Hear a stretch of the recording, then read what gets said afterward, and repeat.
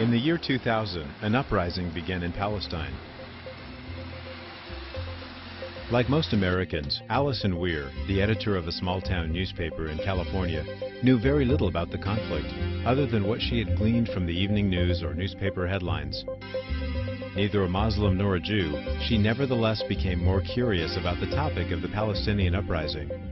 And as she researched it, she became increasingly suspicious that the American media were not telling us the whole story. Months later, she traveled to the occupied territories as an independent journalist to find out for herself what the U.S. media seemed to be omitting. 5 years ago, I guess it was, I knew almost nothing about Israel and Palestine. I skimmed the headlines on the topic, I accepted the confusion of what I read, and like most people, I just moved on. At that time, I was the editor of a very small newspaper in Northern California, in Sausalito. I was writing about the local school district, the city council, the local fishing fleet. The Middle East seemed distant and really irrelevant to my daily life. But then finally, when this current uprising began, about 5 years ago, and I began to see on television those scenes of children throwing stones against tanks, I finally, at this pretty late stage of my life, grew curious and wondered what this was all about. I decided to finally pay attention and try to just understand the Israeli-Palestinian conflict. And when I did that as a journalist, I very quickly picked up something I should have noticed before, which was that we were getting a very one-sided view of this conflict. I began to look into it more seriously. I began to pay more attention to the news reports, to read them all the way through, to listen to NPR very carefully. And as I did that, I realized more and more that this was appearing to be the most distorted issue I think I had ever come across. I finally decided I needed to go and see for myself. And so began the most unusual trip that I've ever undertaken. During my month of traveling through the Palestinian territories, I had found a population under siege. Throughout Gaza and the West Bank, people were being kept virtually in prison. I found that there were Israeli military checkpoints that limited and often totally prevented, if you were Palestinian, ingress and egress from their towns and villages. And by checkpoints, I don't mean toll booths or something. I mean soldiers in combat gear carrying machine guns, often sitting in tanks. I went through residential neighborhoods that were bullet-riddled, homes with large holes in the roof through the wall, bombed-out homes.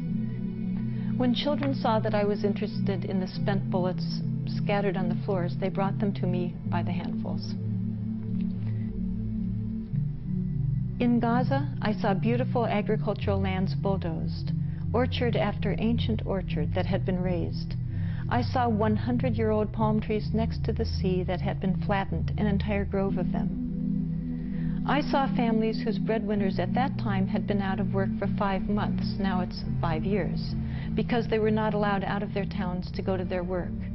I met people who were the only ones still working for an extended family of 40. This is the reality in occupied Palestine. I talked to women living in tin shanties and tents in the dirt. They had had homes. They were not inherently penniless people. One woman had had 2 homes. One was for her son, who had just gotten married. But Israel had wanted their land, so it had bulldozed their homes. Since thousands of children, literally, have been injured by American weapons, they're not hard to find. I saw boys with holes through their stomachs, in their heads, in their backs. I saw a brain-dead 12-year-old. He had dared to throw stones at Uzi-carrying, tank-wielding soldiers. I saw boys who will never walk again. They won't skip, they won't have children, they won't frolic. Their childhoods are finished.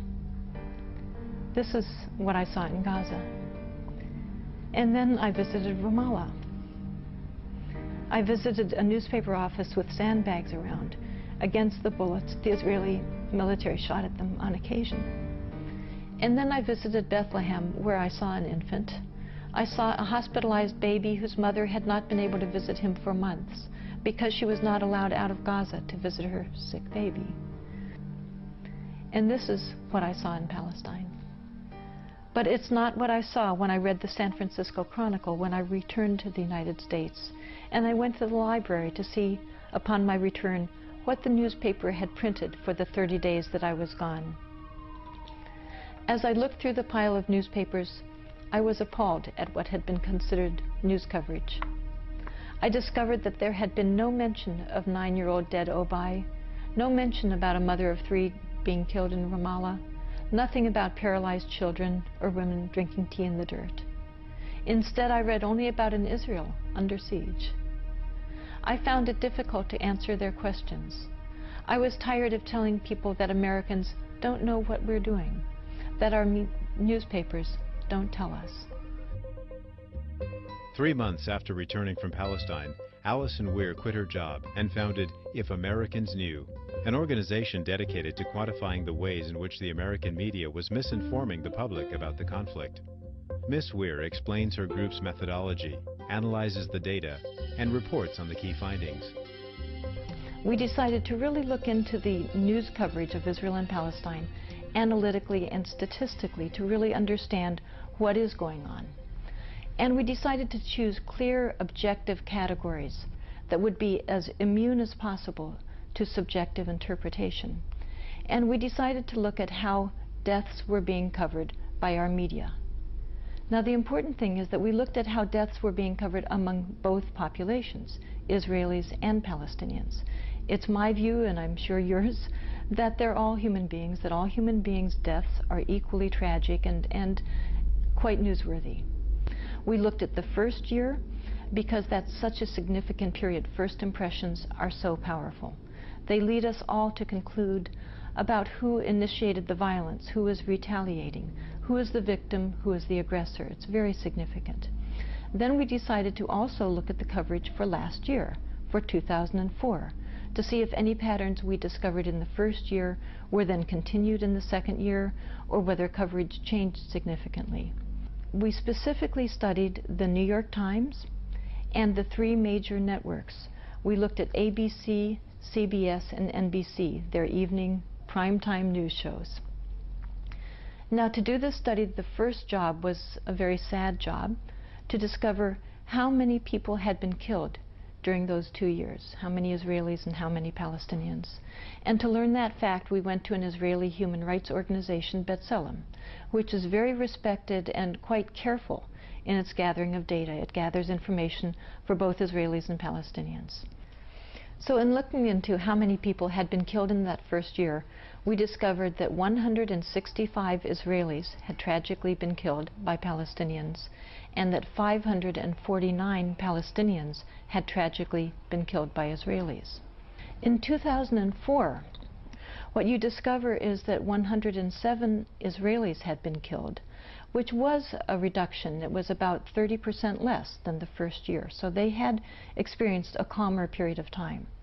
For the Palestinian population, however, you discover that the amount of death had greatly increased, that 821 Palestinians had been killed during that period.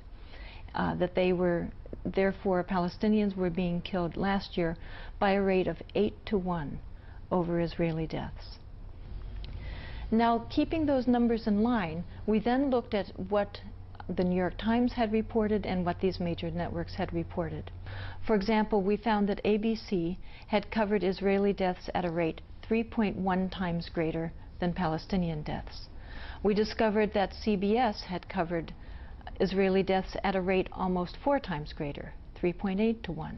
We discovered that NBC covered Israeli deaths at a rate 4 times greater than Palestinian deaths. In other words, just to take one example, CBS